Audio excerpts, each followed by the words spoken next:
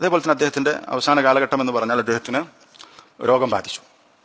രോഗം ബാധിച്ചപ്പോൾ അദ്ദേഹത്തിന്റെ രോഗം എന്താണ് എന്നുള്ളത് ഡോക്ടർമാർ കണ്ടെത്തി, കുറച്ച് ക്യാൻസറാണ്, അത് അതിന്റെ അവസാനത്തെ സ്റ്റേജിൽ എത്തിയിട്ടുണ്ട്.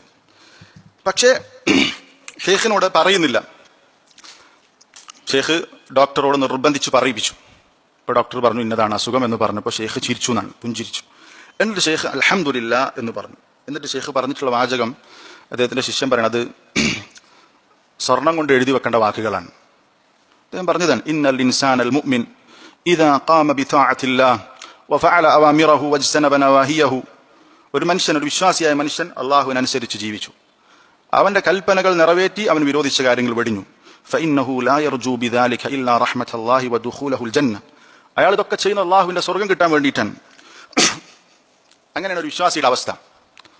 അയാൾക്ക് സ്വർഗ്ഗം കിട്ടണമെങ്കിൽ വലാ യുംകിനു അൻ യസിലൽ ഇൻസാനു ഇലൽ ജന്ന ഇല്ലാ ബിൽ മൗത്ത്. മരിക്കാതെ അയാൾക്ക് സ്വർഗ്ഗത്തിലേക്ക് എത്താൻ സാധിക്കുകയില്ല. വൽ മൗതു ഖദ് കുതിബ അലാ ജമീഇൽ ബശരിയ്യ. എല്ലാവർക്കും മരണം അല്ലാഹു നിശ്ചയിച്ചിട്ടുണ്ട്. എന്നിട്ട് ഫമർഹബൻ ബിൽ മൗത്ത്. ഇത് ശരിക്കും മനസ്സിലാക്കണം. നമ്മൾക്ക് പരിശോധനയിൽ നിങ്ങൾക്ക് ക്യാൻസറാന്ന് പറയുമ്പോൾ ഇങ്ങനെ പറയാൻ പറ്റുമോ? ഫമർഹബൻ ബിൽ മൗത്ത് ഇദാ കാനൽ മൗതു ഹുവല്ലദീ ബൈനനാ വബൈനൽ ജന്ന. സ്വർഗത്തിനും നമ്മൾക്കും ഇടയിൽ ഒരു തടസ്സം മരണമാണെങ്കിൽ, മരിച്ചാൽ സ്വർഗം കിട്ടുമെങ്കിൽ മരണത്തിന് സ്വാഗതം എന്ന് ഷെയ്ഖ് പറഞ്ഞു എന്നാണ്.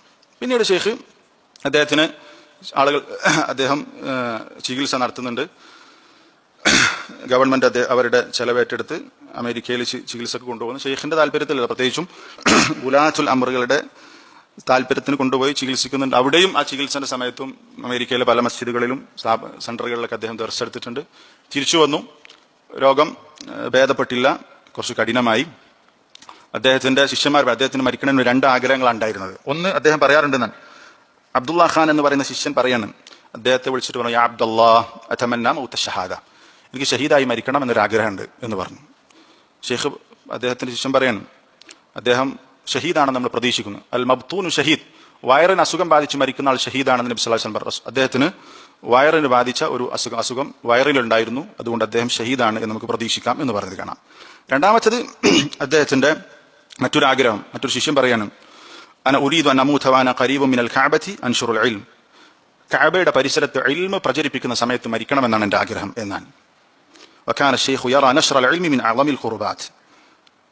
ഷെയ്ഖ് ഏറ്റവും മഹത്തരമായൊരു പുണ്യകർമ്മമായി മനസ്സിലാക്കിയത് ദീന് പ്രചരിപ്പിക്കുക, ഇൽമ് പ്രചരിപ്പിക്കുക എന്നുള്ളതാണ്. അദ്ദേഹം ജിദ്ദയിൽ ഹോസ്പിറ്റലിൽ വെച്ചുകൊണ്ട് കുറച്ച് അസുഖം കഠിനമായി. അദ്ദേഹത്തിന്റെ ബോധം നഷ്ടപ്പെടുന്നത് വരെ ആ സമയത്ത് അദ്ദേഹത്തിന്റെ ചികിത്സ ഡോക്ടർ പറയാനും, ഇന്നഹു കാന യഖറഉൽ ഖുർആനൽ കരീം, ഖുർആൻ ഓതിക്കൊണ്ടിരിക്കുന്ന സമയത്താണ് സുമ്മ ദഖല ഫീ ഗൈബൂബ, ബോധക്ഷയനായി കോമാ സ്റ്റേജിലേക്ക് പോവുകയാണ്. എന്നിട്ട് അദ്ദേഹം ഒരു 1:30 മണി ഒക്കെ സമയമായപ്പോൾ, അഥവാ ശവ്വാൽ 15 1421 ഉച്ചക്ക് അദ്ദേഹത്തിന് ബോധം നഷ്ടപ്പെട്ടു. ഒരു 5:50 ആയപ്പോൾ അദ്ദേഹം വഫാത്തായി എന്നുള്ളതാണ്. അല്ലാഹു തആല അദ്ദേഹത്തെ നമ്മയും അൽ ഫിർദൗസുൽ അലയിൽ ഒരുമിച്ച് കൂട്ടുമാറാവട്ടെ.